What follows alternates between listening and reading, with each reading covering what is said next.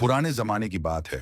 एक ऐसी सल्तनत की जहां ऊंचे महलों की दीवारें संगमरमर की थीं और उन्हीं दीवारों के साए में भूख और बेबसी भी सांस लेती थी। उसी सल्तनत में एक शहजादी थी जिसका नाम आयशा बिनते सुल्तान था, जो रेशमी पर्दों में पली थी, मगर उसके दिल में सख्ती और गुरूर ने जगह बना ली थी। उसे बचपन से सिखाया गया था कि ताकत ही हकम है और कमजोर सिर्फ इम्तिहान है।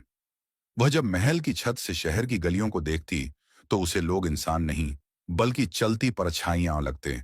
और उन्हीं गलियों में एक नौजवान रहता था जिसका नाम जैन था। जो लोग उसे चोर कहते थे, मगर हकीकत यह थी कि वह हालात का मारा हुआ एक टूटे हुए घर का बेटा था। उसके वालिद को सालों पहले बेगुनाह इल्जाम में सूली पर चढ़ा दिया गया था और उसी दिन से जैन की जिंदगी में अमन की जगह बेचैनी उतर आई थी। वह रातों को शहर के अंधेरे में चलता और दिन को किसी उजड़े कोने में छिप जाता, क्योंकि पेट की आग और दिल का जख्म उसे चैन से जीने नहीं देते थे। सल्तनत के कानून बड़े सख्त थे, मगर इंसाफ कमजोर, और उसी कमजोरी में जैन जैसे कई लोग गुम हो गए थे। शहजादी आयशा को जब यह खबर मिली कि शहर में एक चोर बार बार महल के आसपास देखा गया है, तो उसके अंदर का घमंड जाग उठा।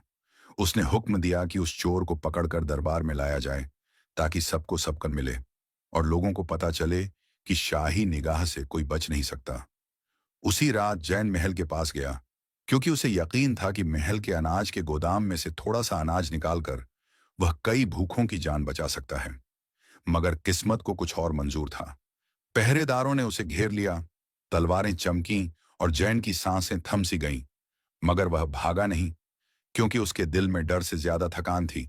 उसे पकड़ लिया गया और रस्सियों में बांधकर महल के आंगन में फेंक दिया गया। सुबह होते ही दरबार सजा और शहजादी आयशा भी पर्दे के पीछे से यह तमाशा देखने आई। उसके दिल में कोई रहम नहीं था, बल्कि एक अजीब सी तसल्ली थी कि आज ताकत अपनी जीत दिखाएगी। जैन को दरबार के बीच खड़ा किया गया। उसके कपड़े फटे हुए थे, चेहरे पर जख्म थे, मगर आंखों में एक अजीब सी ठहराव था, जैसे वह बहुत कुछ खो चुका हो और अब किसी और नुकसान से डरता ही न हो। शहजादी ने उसे देखा और तंज से मुस्कुराई। उसने कहा कि ऐसे लोगों की वजह से सल्तनत में बेअमनी फैलती है और इन्हें सख्त सजा मिलनी चाहिए। दरबार में मौजूद वजीर और काजी ने भी सिर हिलाया और फैसला हुआ कि जैन को शहर के बीचों बीच कोड़े मारे जाएं, ताकि सब देख लें कि जुर्म का अंजाम क्या होता है। जैन ने कुछ नहीं कहा। उसने सफर सब्र को चुपचाप कबूल किया।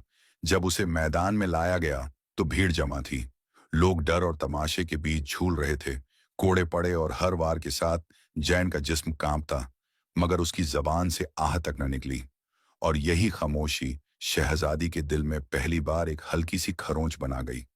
उसे हैरानी हुई कि इतना जुल्म सहने के बाद भी ये लड़का टूट क्यों नहीं रहा है, मगर उसने उस एहसास को झटक दिया और उसे अपना वहम समझा। सज्जा के बाद जैन को अधमरी हालत में शहर के बाहर फेंक दिया गया और सबने समझा कि उसकी कहानी वहीं खत्म हो गई। मगर कहानी तो वहीं से शुरू होती है। जैन को एक बूढ़े दरवेश ने पाया जो रेगिस्तान के किनारे रहता था। उस दरवेश की आंखों में दुनिया की धूल नहीं, बल्कि आसमान की गहराई थी। उसने जैन को अपने झोंपड़े में रखा, उसकी मरहम पट्टी की और उसे पानी पिलाया। जब जैन को होश आया तो उसने पूछा कि उसे क्यों बचाया गया। दरवेश ने मुस्कुराकर कहा कि जिसे अल्लाह बचाना चाहे उसे कौन मिटा सकता है। यह जुमला जैन के दिल में उतर गया और उसने पहली बार महसूस किया कि शायद उसकी जिंदगी अभी बेकार नहीं हुई। उधर महल में शहजादी आयशा के दिल को अजीब सा सुकून नहीं मिल रहा था। वह रात को सोती तो जैन की खामोश आंखें उसके ख्वाब में आती और वह झुंझला कर उठ बैठती। उसने खुद से कहा कि यह सिर्फ एक चोर है, एक बागी, एक ऐसा इंसान जिसका कोई मकाम नहीं। मगर दिल की गहराई में कहीं एक सवाल सिर उठा रहा था, जिसे वह दबा रही थी कि अगर वह सिर्फ चोर था तो उसकी खामोशी इतनी बुलंद क्यों थी। दिन बीतते गए और शहर में अफवाह फैल गई कि वह चोर मरा नहीं बल्कि जिंदा है और गरीबों की मदद कर रहा है। यह सुनकर शहजादी के अंदर का गुस्सा फिर जागा। उसने इसे अपनी तौहीन समझा और उसने इरादा किया कि इस बार वह खुद उस चोर का अंजाम देखेगी। उसे नहीं पता था कि यह इरादा उसकी जिंदगी का रुख बदल देगा, क्योंकि नफरत के जिस रास्ते पर वह चल रही थी, उसी रास्ते के मोड़ पर मोहब्बत उसका इंतजार कर रही थी। उसी सबक की पहली आंच उस सुबह शहजादी आयशा के दिल तक पहुंची, जब वह महल की ऊंची खिड़की से शहर को देख रही थी और उसे लगा कि गलियों की खामोशी पहले से ज्यादा बोझिल है, जैसे किसी ने दबी हुई सिसकियों को दीवारों में चुन दिया हो। वह उठी और संगमरमर के फर्श पर चलते हुए अपनी दायां से बोली कि शहर में क्या हो रहा है। दाया ने हिचकते हुए बताया कि लोग उस चोर जैन की बातें कर रहे हैं। कहते हैं कि वह मरा नहीं बल्कि जिंदा है और गरीबों में अनाज बांट रहा है, बीमारों के लिए पानी लाता है और रात के अंधेरे में उन घरों तक पहुंचता है जहां कोई और नहीं पहुंचता। यह सुनते ही आयशा के चेहरे पर सख्ती उतर आई। उसने कहा कि यह बगावत है और बगावत को कुचलना सल्तनत का फर्ज है, मगर उसके लफ्जों में वह यकीन नहीं था जो पहले हुआ करता था। उसी दिन दरबार में चर्चा हुई कि शहर के बाहर एक रहस्यमयी नौजवान गरीबों का मददगार बन गया है। वजीर ने सलाह दी कि उसे पकड़ने के लिए सिपाही भेजे जाएं, मगर आयशा ने अचानक कहा कि नहीं, पहले सच्चाई जानी जाए। उसने खुद पर हैरानी महसूस की कि वह क्यों ऐसा कह रही है, मगर उसने इसे हुक्म बना दिया और उसी शाम वह आम लोगों के लिबास में शहर से बाहर जाने का इरादा कर बैठी। उसके साथ सिर्फ एक भरोसेमंद सिपाही था जिसे उसने सख्त ताकीद की कि उसकी पहचान जाहिर न हो। रेगिस्तान के किनारे चलते हुए आयशा ने पहली बार महल की दीवारों के बाहर की दुनिया को करीब से देखा। सूखी जमीन पर बैठे भूखे बच्चे, फटे कपड़ों में औरतें और टूटे चेहरों वाले मर्द, जिन्हें जिंदगी ने बहुत पहले झुका दिया था। उसका दिल पहली बार किसी अनजाने बोझ से भर गया। थोड़ी दूर पर उसने देखा कि एक नौजवान मिट्टी के एक छोटे से झोंपड़े के बाहर बैठा है। उसके कंधे पर पुराना सा थैला है और उसके चारों तरफ लोग जमा हैं। वही जैन था। उसका चेहरा जख्मों से भरा था, मगर आंखों में एक अजीब सी रोशनी थी। वह किसी बच्चे को रोटी थमा रहा था और कह रहा था कि सब्र रखो, अल्लाह किसी को खाली हाथ नहीं लौटाता। आयशा का कदम ठिठक गया। यह वही इंसान था जिसे उसने कोड़ों की सजा दिलवाई थी, मगर आज वह किसी से बदला नहीं ले रहा था, बल्कि बांट रहा था। वह आगे बढ़ी और सख्त आवाज में बोली कि तुम ही वह हो जिसे शहर चोर कहता है। जैन ने सिर उठाया। उसकी नजर आयशा के चेहरे पर पड़ी, मगर वह उसे पहचान न सका। उसने इत्मीनान से कहा कि लोग बहुत कुछ कहते हैं बहन, मगर मैं वही करता हूं जो मेरा दिल कहता है। आयशा ने तन से कहा कि दिल भी कभी गलत रास्ता दिखाता है। जैन हल्का सा मुस्कुराया और बोला कि जब दिल में भूखों की आह और मजलूम की बद्दुआ गूंजती हो तो रास्ता गलत नहीं रहता। ये जवाब आयशा के सीने में कहीं गहरे उतर गया। उसने फिर पूछा कि तुमने सल्तनत का माल क्यों चुराया? जैन की आंखों में एक पल को उदासी आई। उसने कहा कि मैंने कभी दौलत नहीं चुराई, मैंने सिर्फ अनाज उठाया जो गोदामों में सड़ रहा था, जबकि बच्चे भूख से मर रहे थे। अगर यह जुर्म है तो मैं इसे कबूल करता हूं। आयशा के होंठ कांप गए। उसे पहली बार एहसास हुआ कि कानून और इंसाफ एक जैसे नहीं होते। वह कुछ कह पाती, उससे पहले दूर से सिपाहियों की आवाज आई। किसी ने खबर कर दी थी कि शाही सिपाही आ रहे हैं। जैन ने लोगों से कहा कि सब इधर उधर हो जाओ और खुद आगे बढ़ गया ताकि कोई और न पकड़ा जाए। आयशा ने यह देखा तो उसका दिल धड़क उठा। उसने चाहा कि उसे बचाए, मगर उसकी जबान साथ नहीं दे रही थी। सिपाही पहुंचे और जैन को घेर लिया। इस बार जैन ने भागने की कोशिश नहीं की। उसने सिर्फ इतना कहा कि इन लोगों को छोड़ दो। सिपाहियों ने उसे पकड़ लिया और आयशा की तरफ देखा, क्योंकि वे समझ गए थे कि वह कोई आम औरत नहीं है। आयशा ने उस पल एक ऐसा फैसला किया जिसने उसकी जिंदगी की दिशा बदल दी। उसने सिपाहियों से कहा कि इसे छोड़ दो, ये मेरा मेहमान है। सिपाही हक्के बक्के रह गए, मगर शहजादी का हुक्म टालना उनके बस में नहीं था। जैन को छोड़ा गया और लोग हैरानी से देखते रह गए। जैन ने आयशा को देखा और पहली बार उसकी आंखों में शुक्रिया और दुआ दोनों थे। उसने कहा कि अल्लाह तुम्हें सुकून दे। बहन आयशा का दिल कांप गया। उसे लगा जैसे किसी ने उसके भीतर जमी हुई सख्ती को तोड़ दिया हो। वह बिना कुछ कहे वापस महल की ओर चल दी, मगर उसके कदम भारी थे। रात को वह सो न सकी। उसे बार बार जैन के अल्फाज याद आते रहे और उसने पहली बार सजदे में सिर रखा। उसने अल्लाह से पूछा कि क्या ताकत ही सब कुछ है या इंसानियत उससे बड़ी है। उधर जैन भी उस रात दरवेश के पास बैठा था। उसने दरवेश से कहा कि आज मैंने महल की रोशनी में पली एक औरत की आंखों में अंधेरा देखा है। दरवेश ने कहा कि जब नूर अंधेरे से टकराता है तो दोनों का इम्तिहान होता है। बेटा जैन ने पूछा कि क्या अंधेरा भी बदल सकता है? दरवेश मुस्कुराया और बोला कि अगर सब्र और मोहब्बत उसका हाथ पकड़ लें तो सबसे गहरा अंधेरा भी रास्ता बन जाता है। उसी मोड़ के बाद वक्त ने अपनी चाल बदलनी शुरू की, और वह बदलाव न तेज था न अचानक, बल्कि सुबह की अजहान की तरह आहिस्ता आहिस्ता दिलों में उतरने वाला था। शहजादी आयशा उस रात सजदे से उठी तो उसके दिल में पहली बार सुकून से ज्यादा बेचैनी थी। मगर यह बेचैनी पहले जैसी नहीं थी। यह वह बेचैनी थी जो इंसान को अपने आप से सवाल करने पर मजबूर कर देती है। उसने अपने आप से कहा कि अगर वह सच में सल्तनत की वारिस है तो उसे सिर्फ तख्त और ताज की नहीं, बल्कि उन लोगों की भी जिम्मेदारी उठानी चाहिए जो महल की दीवारों के बाहर सांस लेते हैं। सुबह होते ही उसने दरबार में बैठने से इनकार कर दिया और अपनी दाया के साथ शहर की गलियों में निकल पड़ी। इस बार बिना किसी सिपाही के, बिना किसी पहचान के। उसने देखा कि कैसे लोग सस्ते अनाज के लिए झगड़ते हैं, कैसे मांगे अपने बच्चों को भूख के बावजूद सब्र का पाठ पढ़ाती हैं, और कैसे बुजुर्ग अपनी झुकी कमर के साथ भी अल्लाह का शुक्र अदा करते हैं। इन मंजरों ने आयशा के दिल पर ऐसी चोट की जो किसी तलवार से भी गहरी थी। उसे बार बार जैन की बातें याद आ रही थीं, और यह एहसास भी कि उसने जिस इंसान को सजा दिलवाई थी वह उससे कहीं ज्यादा ऊंचा था, अपने किरदार में, अपने सब्र में और अपने ईमान में। उधर जैन की जिंदगी भी आसान नहीं थी। शहजादी के हुक्म से सिपाहियों ने उसे उस दिन छोड़ तो दिया था, मगर सल्तनत के कई लोगों की आंखों में वह अब भी एक खतरा था। रात के अंधेरे में जब वह गरीबों के लिए अनाज लेकर निकलता तो उसे हर साए में डर दिखाई देता, मगर उसके कदम कभी नहीं डगमगाते थे, क्योंकि उसके दिल में दरवेश की बात बस गई थी कि मोहब्बत रास्ता बनाती है। कुछ दिनों बाद सल्तनत में एक नया हुक्म जारी हुआ कि शहर के गोदामों से गरीबों में अनाज बांटा जाएगा। लोगों ने इसे सुना तो हैरान रह गए, क्योंकि ऐसा हुक्म पहले कभी नहीं आया था। आयशा ने यह हुक्म अपने वालिद सुल्तान की बीमारी का सहारा लेकर निकलवाया था, ताकि किसी को शक न हो। जब अनाज बंटने लगा तो जैन दूर से यह सब देख रहा था। उसे समझ आ गया कि यह उसी औरत का काम है जिसकी आंखों में उसने अंधेरा देखा था। उसके दिल में पहली बार किसी के लिए दुआ के साथ एक हल्की सी मोहब्बत ने भी सिर उठाया, मगर उसने उसे तुरंत दबा दिया, क्योंकि वह जानता था कि महल और गली के बीच का फासला सिर्फ रास्तों का नहीं होता, बल्कि किस्मतों का होता है। आयशा भी जैन को भूल नहीं पा रही थी। उसने कई बार चाहा कि उसे फिर देखे, मगर अपने ओहदे का ख्याल आड़े आ जाता।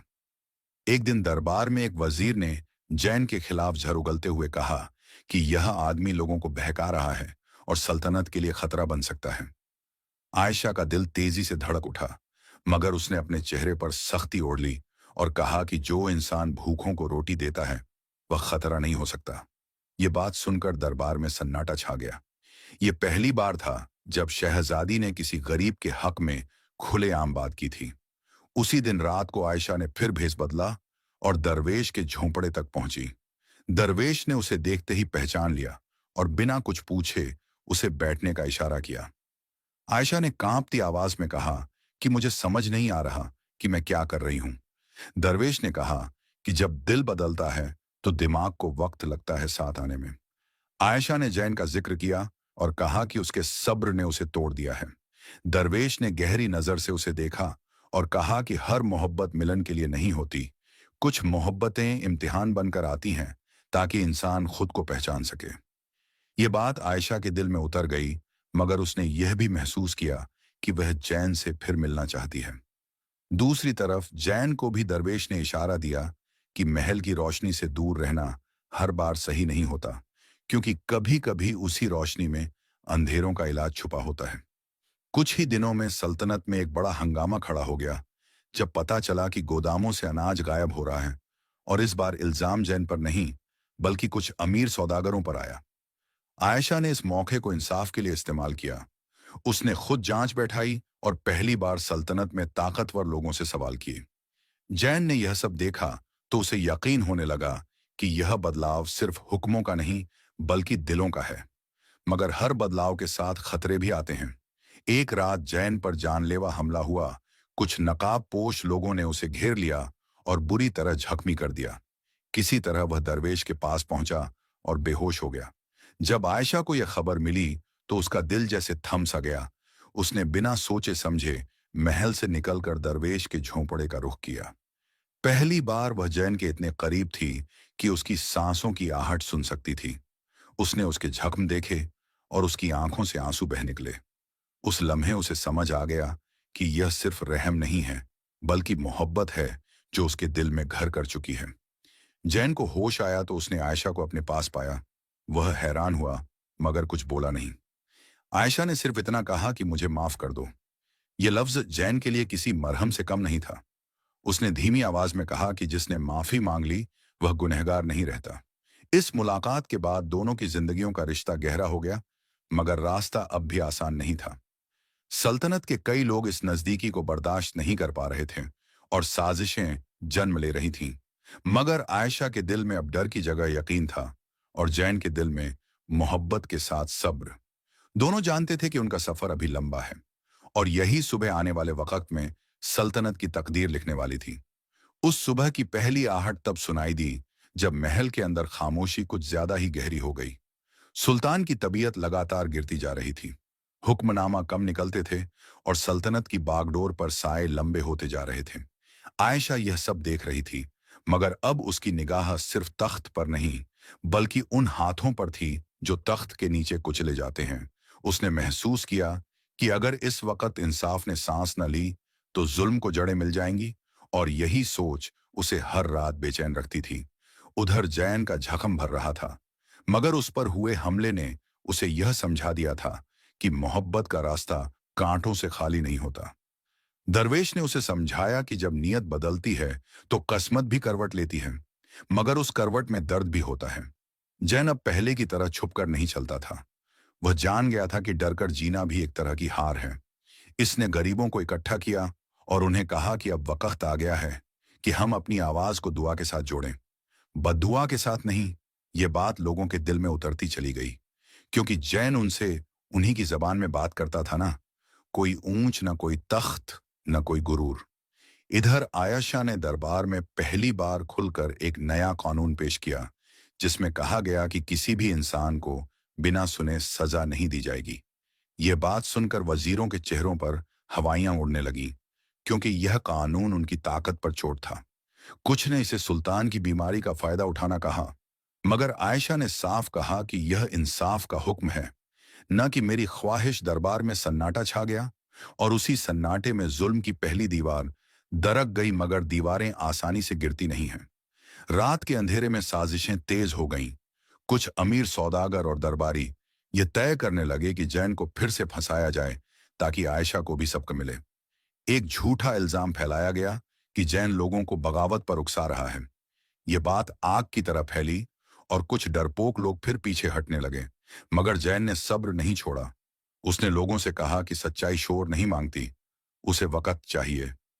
आयशा तक ये खबर पहुंची तो उसका दिल कांप गया, मगर उसने इस बार डर को अपने ऊपर हावी नहीं होने दिया। उसने दरवेश से मुलाकात की और कहा कि अगर मैंने पीछे हटकर अपनी मोहब्बत और इंसाफ दोनों को धोखा दिया तो मैं सारी उम्र अपने आप से नजर नहीं मिला पाऊंगी। दरवेश ने कहा कि फिर आगे बढ़ो, मगर याद रखो कि जो रास्ता तुम चुन रही हो उसमें कुर्बानी भी मांगी जाएगी। आयशा ने सिर झुका लिया, क्योंकि वह समझ चुकी थी कि तख्त पर बैठने से पहले इंसान को अपने नफ्स से उतरना पड़ता है। उसी दिन जैन को दरबार में बुलाया गया। खुलेआम सबके सामने आयशा ने उससे सवाल किया और जैन ने बिना डर सच कहा। उसने बताया कि उसने कभी सल्तनत के खिलाफ लोगों को नहीं भड़काया, बल्कि उन्हें सब्र सिखाया है। उसने कहा कि अगर इंसाफ मिल जाए तो बगावत खुद मर जाती है। यह सुनकर कुछ लोग चिल्लाए, मगर आयशा ने उन्हें खामोश करा दिया। और पहली बार जैन को एक इंसान की तरह सुना गया ना, कि एक चोर की तरह उस दिन जैन को रिहा किया गया। और यह खबर शहर में उम्मीद बनकर फैल गई, मगर उम्मीद के साथ ही नफरत भी बढ़ी। जिन लोगों की दुकानों और गोदामों से जुल्म चलता था वे आगबूला हो गए और उन्होंने एक आखिरी चाल चली। सुल्तान के कानों में झर घोला गया कि आयशा सल्तनत को कमजोर कर रही है और एक चोर के जाल में फंस गई है। बीमार सुल्तान का दिल भारी हो गया और उसने आयशा को बुलाकर सख्त लहजे में बात की। आयशा ने पहली बार अपने वालिद से कहा कि अगर इंसाफ कमजोरी है तो यह कमजोरी मैं नहीं छोड़ूंगी। यह बात सुनकर सुल्तान चुप हो गया, क्योंकि उसने अपनी बेटी की आंखों में वही सच्चाई देखी जो कभी उसके अपने दिल में हुआ करती थी। उधर जैन को भी इम्तिहान से गुजरना पड़ा। उसे कहा गया कि अगर वह शहर छोड़ दे तो सब आसान हो जाएगा, मगर उसने मना कर दिया, क्योंकि अब यह सिर्फ उसकी जिंदगी का सवाल नहीं था, बल्कि उन सैकड़ों चेहरों का था जिन्हें पहली बार किसी ने सुना था। एक रात आयशा और जैन की मुलाकात फिर हुई। इस बार दोनों जानते थे कि उनके रास्ते अब अलग नहीं रह सकते। आयशा ने कहा कि मेरा हर फैसला तुझे मुश्किल में डाल सकता है। जैन ने कहा कि अगर इंसाफ के रास्ते में मुश्किल ना हो तो वह रास्ता झूठा होता है। उस लम्हे दोनों ने यह समझ लिया कि मोहब्बत सिर्फ साथ चलने का नाम नहीं, बल्कि साथ जलने का भी नाम है। सल्तनत में धीरे धीरे बदलाव आने लगा। छोटे छोटे फैसले बड़े असर दिखाने लगे। गरीबों के लिए दरवाजे खुले और जुल्म करने वालों के लिए सवाल खड़े हुए। मगर इसी बदलाव ने एक तूफान को भी जन्म दिया, जो अगले हिस्से में अपनी पूरी ताकत से सामने आने वाला था। क्योंकि जब अंधेरा हारने लगता है तो वह आखिरी वार सबसे ज्यादा जोर से करता है, और उसी आखिरी वार के लिए किस्मत ने अपनी सारी चालें छुपा कर रख ली थीं। उसी रात सल्तनत के आसमान पर बादल कुछ इस तरह छाए जैसे हवाएं भी किसी आने वाले तूफान से वाकिफ हों। महल के गलियारों में सरगोशियां तेज हो गईं और दरबार के पर्दे के पीछे चेहरे नकाब पहनने लगे। जो लोग अब तक खामोशी से ताकत का मजा ले रहे थे, उन्हें महसूस होने लगा कि अगर यह बदलाव यूं ही चलता रहा तो उनके हाथ से सब कुछ फिसल जाएगा। इसलिए उन्होंने तय किया कि अब आधे कदम नहीं, बल्कि पूरा वार करना होगा। सबसे पहले निशाना बनाया गया जैन को, क्योंकि वह इस पूरी कहानी का चेहरा बन चुका था।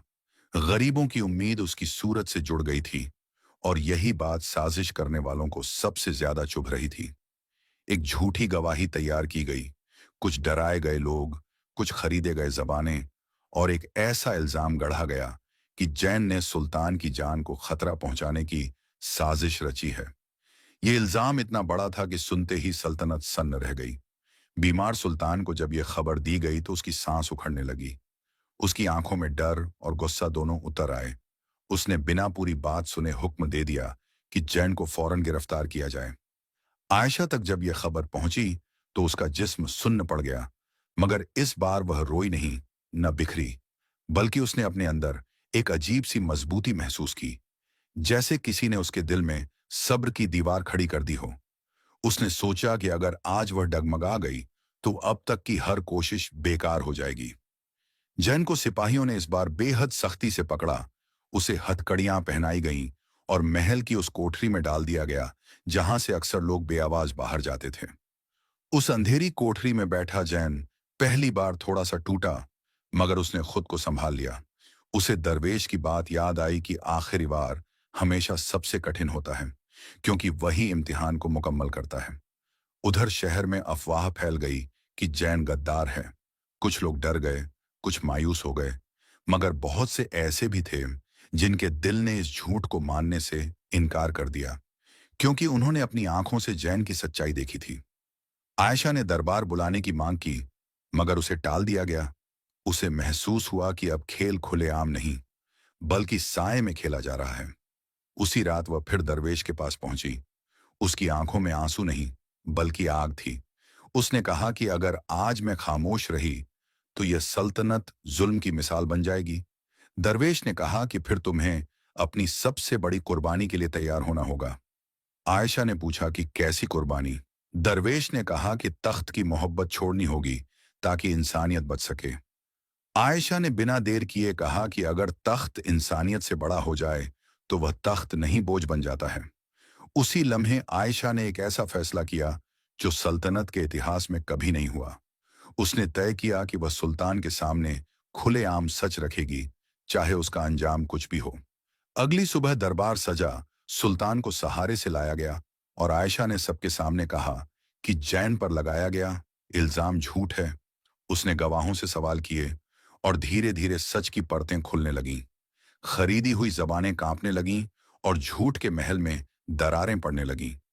मगर तभी एक दरबारी ने जोर से कहा कि यह सब शहजादी की मोहब्बत का नतीजा है, और वह सल्तनत को एक चोर के लिए दांव पर लगा रही है। यह सुनकर दरबार में हलचल मच गई। सुल्तान ने भारी आवाज में आयशा से पूछा कि क्या यह सच है?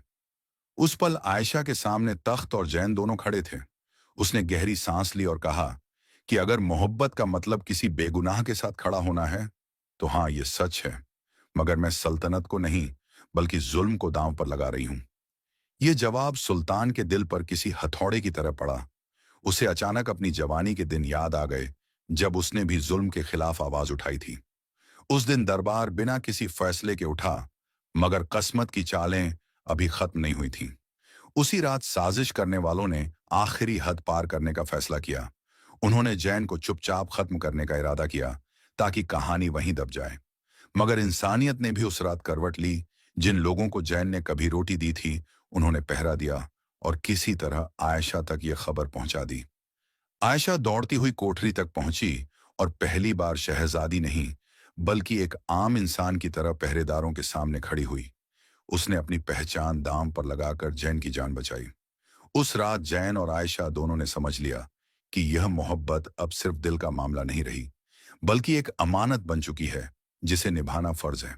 सुबह होने तक सल्तनत में यह खबर फैल चुकी थी कि शहजादी ने एक बेगुनाह के लिए खुद को खतरे में डाल दिया है, और इसी खबर ने लोगों के दिलों में आग और रोशनी दोनों जगा दी थी। वह सिर्फ दो दिलों की कहानी नहीं, बल्कि पूरी सल्तनत के इम्तिहान की शुरुआत थी। उस सुबह शहर की फिजा बदली हुई थी। हवा में एक अजीब सी बेचैनी थी, जैसे हर दिल किसी बड़े फैसले का इंतजार कर रहा हो। महल के दरवाजों पर आम लोग जमा होने लगे थे। किसी ने उन्हें बुलाया नहीं था, मगर जैन के लिए उठी हुई दुआएं उन्हें खींच लाई थीं। आयशा ने जब यह देखा तो उसे एहसास हुआ कि अब बात सिर्फ दरबार की नहीं रही, बल्कि इंसाफ की आवाज गली गली पहुंच चुकी है। सुल्तान को जब यह खबर दी गई, तो उसने भारी दिल से दरबार आम बुलाने का हुक्म दिया। यह पहली बार था जब आम लोगों को दरबार के करीब आने दिया गया। आयशा समझ गई कि किस्मत अब आखिरी परख लेने वाली है। जैन को कोठरी से लाया गया। उसके चेहरे पर थकान थी, मगर आंखों में डर नहीं था, क्योंकि उसे यकीन हो चला था कि सच चाहे देर से सही, मगर सामने आता जरूर है। दरबार में वही झूठे गवाह फिर खड़े किए गए, मगर इस बार उनकी आवाज में पहले जैसा यकीन नहीं था। भीड़ की मौजूदगी ने उनके झूठ को कमजोर कर दिया। आयशा ने एक एक करके सवाल किए, और जब एक गवाह की जबान लड़खड़ाई, तो भीड़ में सरगोशियां उठने लगीं। सुल्तान सब देख रहा था। उसके दिल में बरसों से जमा धूल हटने लगी। उसे महसूस हुआ कि ताकत अगर इंसाफ से खाली हो जाए, तो वह सल्तनत नहीं, बल्कि बोझ बन जाती है। उसी लम्हे दरवेश दरबार में दाखिल हुआ। किसी ने उसे बुलाया नहीं था, मगर किसी ने रोका भी नहीं। उसकी मौजूदगी में एक सुकून था, जो शोर को भी खामोश कर देता है। उसने सिर्फ इतना कहा कि जिस सल्तनत में भूखा इंसाफ मांगे और अमीर झूठ बोले, वहां तख्त हिलना ही बेहतर होता है। यह बात सुल्तान के दिल में उतर गई। उसने पहली बार साफ आवाज में हुक्म दिया कि झूठी गवाही देने वालों को गिरफ्तार किया जाए और जैन को फौरन आजाद किया जाए। उस पल भीड़ में सिसकियां और सजदे दोनों उठे। आयशा की आंखों से आंसू बह निकले, मगर यह आंसू डर के नहीं थे, बल्कि उस बोझ के उतरने के थे जो उसने महीनों से उठा रखा था। जैन ने सिर झुकाकर अल्लाह का शुक्र अदा किया और आयशा की तरफ देखा। उसकी निगाह में एहतराम था, मोहब्बत थी और सब्र भी। मगर कहानी यहां खत्म नहीं हुई, क्योंकि इंसाफ का ऐलान करना आसान होता है, उसे कायम रखना उसे कहीं मुश्किल होता है। सुल्तान ने उसी दिन ऐलान किया कि वह तख्त के कई फैसले आयशा के हाथ में सौंप रहा है। यह सुनकर दरबार के कुछ चेहरे बुझ गए और कुछ चमक उठे। जैन ने आयशा से मुलाकात में कहा कि अब तुम्हारे इम्तिहान बढ़ेंगे। आयशा ने जवाब दिया कि अगर सच के साथ हूं, तो हर इम्तिहान आसान है। शहर में जैन की बेगुनाही का ऐलान हुआ तो लोग उसे हीरो कहने लगे, मगर जैन ने खुद को उनसे अलग रखा। उसने कहा कि हीरो वह नहीं जो नाम पाए, बल्कि वह जो सब्र न छोड़े। उसने गरीबों के बीच रहना जारी रखा, और आयशा ने महल के दरवाजे उनके लिए खोल दिए। पहली बार महल की रसोई से भूखों के लिए खाना निकला, और पहली बार तख्त से नीचे बैठे लोगों की आवाज ऊपर तक पहुंची। मगर साजिश करने वाले अभी पूरी तरह खत्म नहीं हुए थे।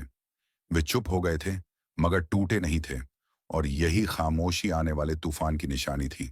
दरवेश ने आयशा और जैन दोनों को समझाया कि इंसाफ की राह पर चलने वालों को अकेलापन भी झेलना पड़ता है, क्योंकि जब जुल्म साथ छोड़ता है, तो बहुत से लोग भी साथ छोड़ देते हैं। दोनों ने यह बात गांठ बांध ली, क्योंकि अब उनका रिश्ता सिर्फ मोहब्बत का नहीं बल्कि अमानत का था।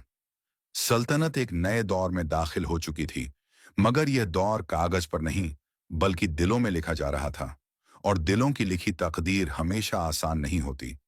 यही वजह थी कि आने वाला हिस्सा और भी कठिन था, क्योंकि जब जुल्म हारता है तो वह आखिरी बार चेहरे बदल कर लौटता है, और उसी लौटते हुए जुल्म से अगला इम्तिहान शुरू होने वाला था। उस इम्तिहान की शुरुआत किसी शोर से नहीं हुई, बल्कि एक अजीब सी खामोशी से हुई, जो सल्तनत के कोने कोने में फैलने लगी। लोग पहले जैसे खुलकर बोलने लगे थे, मगर उनकी आंखों में अब भी डर की परछाई थी, क्योंकि उन्हें पता था कि जुल्म अक्सर मरता नहीं बल्कि रंग बदलता है। आयशा ने इस खामोशी को महसूस किया और समझ गई कि यह सुकून नहीं बल्कि तूफान से पहले की ठहराव है। उसने अपने फैसलों को तेज किया, मगर सोच समझकर, क्योंकि हर जल्दबाजी अब इंसाफ को नुकसान पहुंचा सकती थी। उधर जैन भी पहले जैसा नहीं रहा था। अब वह सिर्फ भूखों का सहारा नहीं बल्कि लोगों की आवाज बन चुका था। लोग उससे अपने दिल का बोझ बांटते, और वह सबको एक ही बात कहता कि सब्र और सच से बड़ा कोई हथियार नहीं होता, मगर हर कोई सब्र की ताकत नहीं रखता। कुछ नौजवानों में गुस्सा उबलने लगा था। वो चाहते थे कि जुल्म का जवाब जोर से दिया जाए। जैन ने उन्हें समझाया कि अगर हमने भी वही रास्ता चुना तो हम और उनमें फर्क क्या रह जाएगा। ये बात कुछ को समझ आई और कुछ ने सिर झुका लिया, मगर कुछ ऐसे भी थे जो खामोशी से अलग हो गए, और यही अलगाव जुल्म के नए चेहरे के लिए सबसे आसान रास्ता बन गया। उसी दौरान सल्तनत के दूरदराज हिस्सों से खबरें एक आने लगीं कि कुछ जगहों पर बगावत के नाम पर लूटपाट हो रही है, और लोग कह रहे हैं कि यह सब इंसाफ के नाम पर हो रहा है। आयशा को जैसे ही यह खबर मिली, उसका दिल बैठ सा गया। उसे समझ आ गया कि यह वही साजिश है जिसमें सच को ढाल बनाकर जुल्म फिर सिर उठा रहा है। उसने फौरन जैन को बुलाया और दोनों देर तक बात करते रहे। आयशा ने कहा कि अगर यह आग फैली तो सबसे पहले इंसाफ ही जलेगा। जैन ने कहा कि आग बुझाने के लिए पानी नहीं बल्कि समझ चाहिए, और यह समझ लोगों तक पहुंचानी होगी।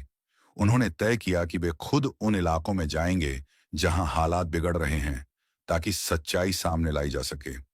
यह फैसला आसान नहीं था, क्योंकि उनकी जान को खतरा था, मगर दोनों जानते थे कि अब पीछे हटना सबसे बड़ी हार होगी।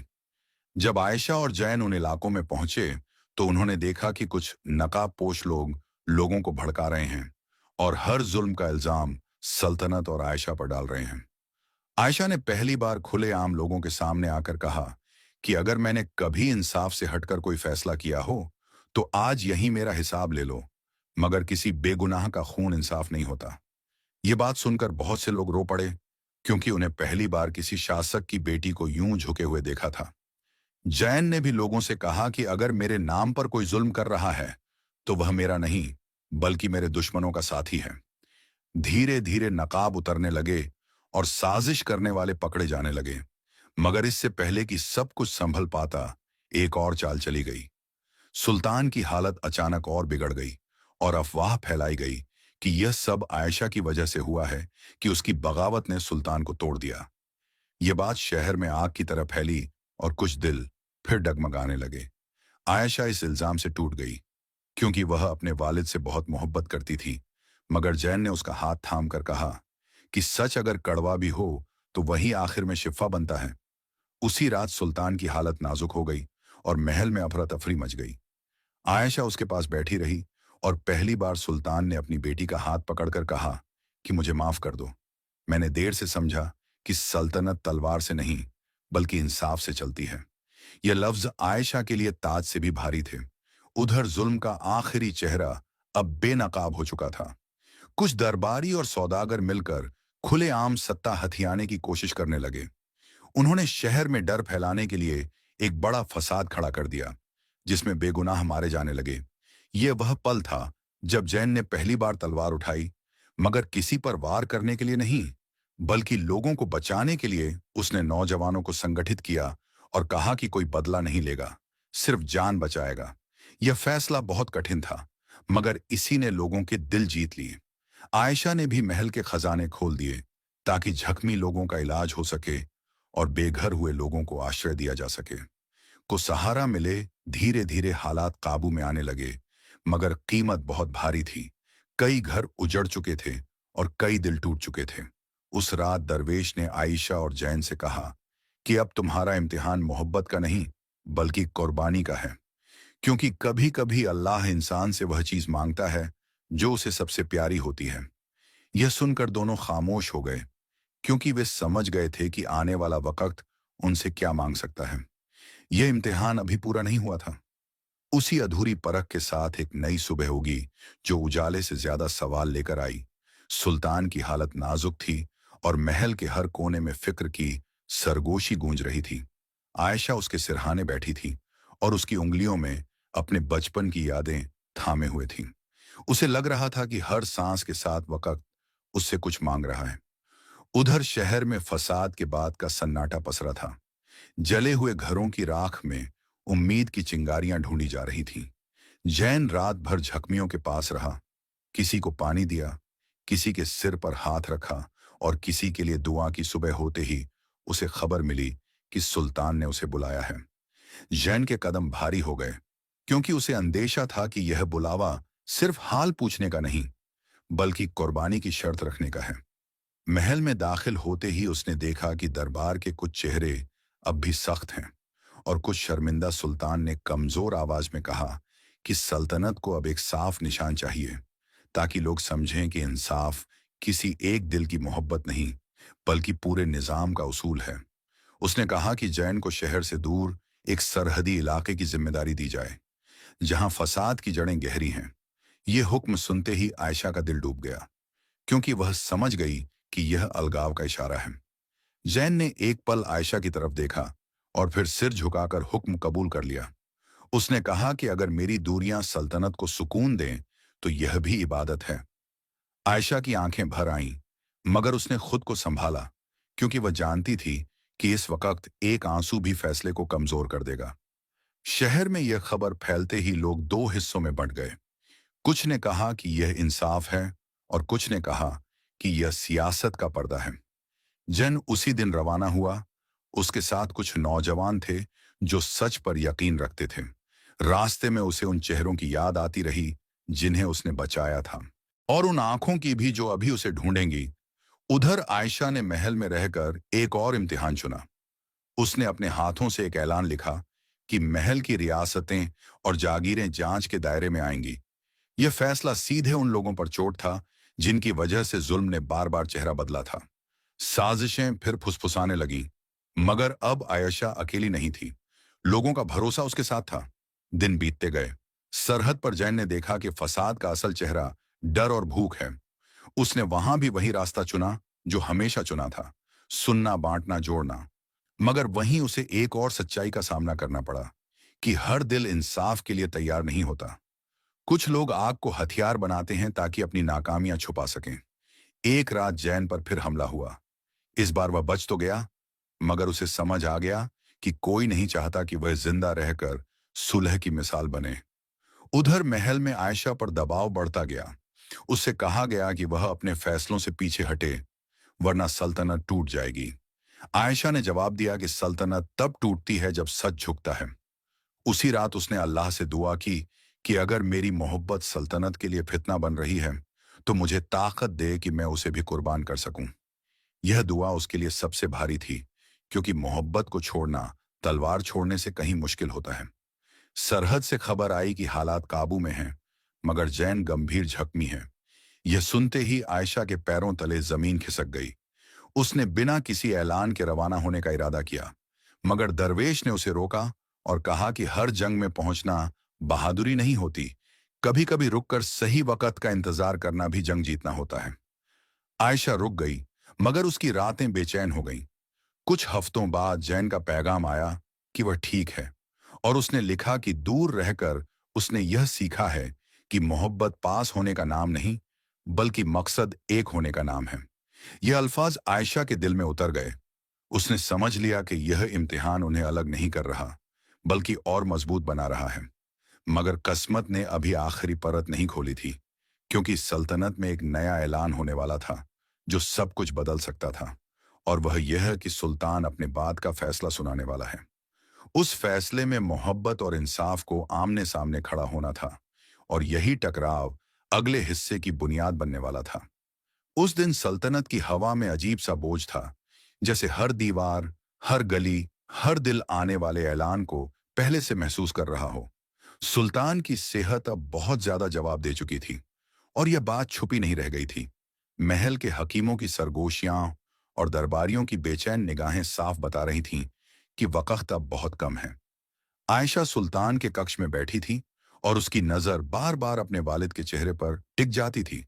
उस चेहरे पर अब रौब नहीं, बल्कि थकान थी, और उस थकान में एक पछतावा भी छुपा हुआ था। सुल्तान ने भारी सांस लेकर आयशा से कहा कि सल्तनत को अब ऐसे हाथ चाहिए जो इंसाफ को कमजोरी न समझें और ताकत को घमंड न बनने दें। आयशा समझ गई कि बात अब सिर्फ नसीहत की नहीं, बल्कि फैसले की है। उसी शाम दरबार आम बुलाने का हुक्म जारी हुआ। शहर के कोने कोने से लोग आने लगे, क्योंकि अफवाह फैल चुकी थी कि आज सल्तनत का मुकद्दर लिखा जाएगा। उधर सरहद पर जैन भी बेचैन था। उसे महसूस हो रहा था कि कोई बड़ा मोड़ आने वाला है। उसके दिल ने उसे महल की तरफ खींचा, मगर उसने खुद को रोका, क्योंकि वह जानता था कि उसका हर कदम अब तौला जाएगा। अगर वह गलत वक्त पर पहुंचा तो इंसाफ को नुकसान हो सकता है। सरहद पर उसने लोगों को इकट्ठा किया और कहा कि अगर आज मुझे कुछ हो जाए तो भी सब्र और सच्चाई का दामन मत छोड़ना। यह अल्फाज सुनकर कई आंखें नम हो गईं, मगर किसी ने कुछ कहा नहीं, क्योंकि हर कोई समझ रहा था कि यह जुदाई का नहीं, बल्कि तैयारी का वक्त है। दरबार सजा सुल्तान को सहारे से लाया गया, और आयशा उसके पास खड़ी थी। दरबारियों के चेहरे अलग अलग रंग लिए हुए थे, कुछ उम्मीद, कुछ डर और कुछ नफरत से भरे हुए।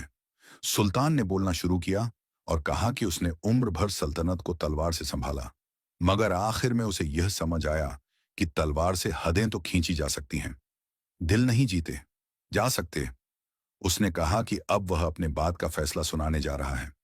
दरबार में सन्नाटा छा गया और हर सांस थम सी गई। सुल्तान ने कहा कि आयशा को सल्तनत की जिम्मेदारी सौंपी जाएगी, मगर एक शर्त के साथ यह सुनकर आयशा का दिल धड़क उठा। सुल्तान ने कहा कि शहजादी को यह साबित करना होगा कि उसके फैसले किसी मोहब्बत या रिश्ते से नहीं, बल्कि सिर्फ इंसाफ से निकलते हैं, और इसीलिए जैन को हमेशा के लिए सल्तनत से दूर भेजा जाएगा। यह हुक्म सुनते ही दरबार में हलचल मच गई। कुछ लोगों ने सुकून की सांस ली, और कुछ ने अफसोस से सिर झुका लिया। आयशा के लिए वह पल सांस रोक देने वाला था। उसे लगा जैसे किसी ने उसके सीने से दिल खींच लिया हो, मगर उसके चेहरे पर कोई शिकन नहीं आई। उसने सिर झुकाया और कहा कि अगर यही इंसाफ की कीमत है तो मैं इसे भी कबूल करती हूं। दरबार में बैठे बहुत से लोग हैरान रह गए, क्योंकि उन्होंने किसी शहजादी को यूं अपने जज्बात कुचलते नहीं देखा था। उधर सरहद पर यह खबर जैन तक पहुंची तो वह कुछ देर खामोश बैठा रहा। फिर उसने आसमान की तरफ देखा और कहा कि या अगर मेरी दूरियां इंसाफ को मजबूत करती हैं तो मुझे सब्र दे। उसके साथियों ने उसे रोकना चाहा, मगर उसने कहा कि यह जंग तलवार की नहीं, बल्कि नीयत की है, और नीयत को साबित करने के लिए कभी कभी पीछे हटना पड़ता है। आयशा ने उसी रात महल की बालकनी से शहर को देखा, और पहली बार उसे लगा कि यह शहर उसका इम्तिहान है, उसका इनाम नहीं। उसकी आंखों से आंसू बहने लगे, मगर उसने उन्हें पोंछ लिया, क्योंकि वह जानती थी कि अब उसका हर आंसू भी सल्तनत का मामला बन चुका है। सुल्तान की हालत और बिगड़ गई, और कुछ ही दिनों में वह इस दुनिया से रुखसत हो गया। सल्तनत शोक में डूब गई, मगर उसके साथ ही आयशा के कंधों पर तख्त का बोझ आ गया। ताज पहनाया गया, और आयशा ने सल्तनत की नई शासक के तौर पर पहला खुतबा दिया। उसने कहा कि इंसाफ वही है जो अपनों और गैरों में फर्क न करे, और मोहब्बत वही है जो इंसाफ से टकराए नहीं, बल्कि उसे मजबूत करे। मगर इस खुतबे के पीछे उसका दिल लहूलुहान था, क्योंकि वह जानती थी कि इस इंसाफ की कीमत उसे अपनी मोहब्बत से चुकानी पड़ी है। जैन को दूर भेज दिया गया, एक ऐसे इलाके में जहां से लौटना आसान नहीं था। दोनों ने एक दूसरे से आखिरी बार मुलाकात नहीं की, क्योंकि वे जानते थे कि अगर आंखें मिली तो सब्र टूट जाएगा। वक्त बीतता गया, सल्तनत में इंसाफ की मिसालें दी जाने लगीं। आयशा का नाम इज्जत से लिया जाने लगा, मगर हर रात जब वह अकेली होती तो उसका दिल उसी गली में चला जाता जहां जैन ने पहली बार रोटी बांटी थी। उधर जैन भी दूर रहकर लोगों की सेवा करता रहा, मगर उसके दिल का एक कोना हमेशा खाली रहा। उसने किसी शिकायत को जगह नहीं दी, मगर दुआ में अक्सर एक ही बात दोहराता कि या अल्लाह, अगर यह जुदाई तेरी रजा में है तो इसे भी इबादत बना दे। सालों बाद सल्तनत मजबूत हो गई, जुल्म के चेहरे खत्म हो गए और लोग अमन से जीने लगे। मगर मोहब्बत का इम्तिहान अभी पूरा नहीं हुआ था, क्योंकि किस्मत ने अब आखिरी पन्ना खोलना बाकी रखा था, जहां इंसाफ और मोहब्बत को एक दूसरे का दुश्मन नहीं बल्कि साथी बनना था। और वही आखिरी हिस्सा इस कहानी को मुकम्मल करने वाला था, जहां इंसाफ और मोहब्बत बरसों से आमने सामने खड़े थे, मगर एक दूसरे को पहचान नहीं पा रहे थे। सुल्तान के बाद सल्तनत की बागडोर आयशा के हाथ में आ चुकी थी और बरसों बीत गए थे। इन बरसों में शहर बदला, गलियां उजली हुईं, गोदामों के दरवाजे भूखों के लिए खुले और अदालतों में गरीब की आवाज भी सुनी जाने लगी। लोग अब डर से नहीं बल्कि भरोसे से तख्त की तरफ देखते थे। आयशा का नाम इंसाफ की मिसाल बन चुका था, मगर उस मिसाल के पीछे एक तन्हा दिल था, जो हर रात खामोशी में जैन का नाम दुआ की तरह दोहराता था। उसने कभी किसी से अपने दर्द का जिक्र नहीं किया, क्योंकि वह जानती थी कि अगर शासक का दिल कमजोर दिखे तो जुल्म फिर हिम्मत कर लेता है। उधर जैन दूर की सरहदों में गुमनाम रहकर वही करता रहा जो उसकी फितरत थी, भूखों को खाना देना, झगड़ों में सुलह कराना और लोगों को सब्र की राह दिखाना। वक्त ने उसके बालों में सफेदी उतार दी थी, मगर आंखों का नूर वही था। लोगों ने उसे वली कहना शुरू कर दिया था, मगर उसने कभी यह नाम कबूल नहीं किया, क्योंकि उसके लिए सबसे बड़ा मकाम इंसान बने रहना था। एक दिन सरहदी इलाके में भयानक कहत पड़ गया और हालात इतने बिगड़े कि मदद के बिना सैकड़ों जानें जा सकती थीं। यह खबर जब आयशा तक पहुंची तो उसका दिल कांप उठा, क्योंकि वह इलाका वही था जहां जैन रहता था। उसने फौरन सल्तनत की सारी राहत वहां भेजने का हुक्म दिया और खुद भी जाने का फैसला कर लिया। दरबारियों ने उसे रोका, मगर आयशा ने कहा कि जिस सल्तनत की रानी भूख को दूर से देखे वह रानी नहीं, सिर्फ ताज की रखवाली करती है। और वह खुद काफिले के साथ रवाना हो गई। जब आयशा उस बंजर जमीन पर पहुंची तो उसने देखा कि लोग जैन के इर्द गिर्द जमा हैं। वह बच्चों को पानी पिला रहा था और बूढ़ों के सिर पर हाथ रख रहा था। दोनों की निगाहें बरसों बाद मिली। कोई शब्द नहीं निकला, मगर आंखों ने वो सब कह दिया जो सालों से दबा हुआ था। जैन ने झुककर सलाम किया और आयशा ने उसे उठाकर कहा कि आज सलाम इंसाफ को नहीं, इंसानियत को है। उस लम्हे दोनों समझ गए कि किस्मत ने उन्हें अलग करके सजा नहीं दी थी, बल्कि तैयार किया था। आयशा ने लोगों के सामने ऐलान किया कि आज से सल्तनत का हर फैसला इंसाफ और रहम दोनों को साथ लेकर चलेगा, और जैन को इस काम में उसका साथी बनाया जाएगा। किसी ओहदे के नाम से नहीं, बल्कि अमानत के तौर पर। लोगों ने यह सुना तो सजदे में गिर पड़े, क्योंकि उन्होंने पहली बार देखा कि तख्त झुककर इंसानियत को गले लगा रहा है। जैन ने कहा कि अगर मोहब्बत इंसाफ से टकराए तो मोहब्बत गुनाह बन जाती है, मगर अगर मोहब्बत इंसाफ का सहारा बन जाए तो वही इबादत है। आयशा की आंखों से आंसू बह निकले, मगर यह आंसू अब दर्द के नहीं बल्कि शुक्र के थे। उस दिन कहत खत्म हुआ नहीं, मगर उम्मीद लौट आई, और उम्मीद ही सबसे बड़ी जीत थी। वक्त बीतता गया, सल्तनत अमन की मिसाल बन गई। आयशा और जैन ने कभी शादी के नाम पर शोर नहीं मचाया, मगर उनकी जिंदगी हर उस इंसान के लिए निकाह बन गई जो इंसाफ और मोहब्बत को अलग समझता था। इस तरह एक चोर और एक शहजादी की कहानी सबक बन गई कि इंसान अगर हालात से गिर भी जाए तो किरदार से उठ सकता है, और ताकत अगर रहम से जुड़ जाए तो जुल्म खुद शर्मिंदा होकर चला जाता है। जहां चोर भी इंसान बनता है और शहजादी भी बंदी नहीं बल्कि खादिमा बन जाती है। और यही उस पूरी कहानी की सबसे बड़ी सच्चाई थी। उसी सच्चाई के साए में इस दास्तान का आखिरी और सबसे दर्द भरा अध्याय खुलता है, जब वक्त अपनी सारी नरमी उतार कर इंसान से उसका आखिरी इम्तिहान लेने आता है। बरसों बीत चुके थे, सल्तनत अमन की मिसाल बन चुकी थी, मगर आयशा का जिस्म अब उस बोझ को उठाने से थक चुका था जो उसने अपने दिल में चुपचाप संजो कर रखा था। उसने कभी किसी से अपने दर्द का जिक्र नहीं किया, न अपनी मोहब्बत की कुर्बानी का, न उन रातों की तन्हाई का, जब वह महल की खामोश छत पर बैठकर सिर्फ अल्लाह से बातें करती थी। लोग उसे मजबूत समझते थे, मगर हकीकत यह थी कि उसकी मजबूती की जड़ें दर्द में थीं। इधर जैन भी उम्र की ढलान पर आ चुका था। उसकी आंखों की रोशनी अब भी वहीं थी, मगर सांसों में थकान उतर आई थी। वह अक्सर दरवेश की पुरानी जगह पर बैठ जाता और देर तक खामोश रहता, जैसे किसी को सुन रहा हो जो दिखाई नहीं देता। एक दिन शहर में खबर फैली कि आयशा बीमार है। पहले लोगों ने इसे मामूली समझा, मगर जब महल के दरवाजे लगातार बंद रहने लगे तो दिलों में डर उतर आया। जैन को जब यह खबर मिली तो उसका दिल कांप उठा।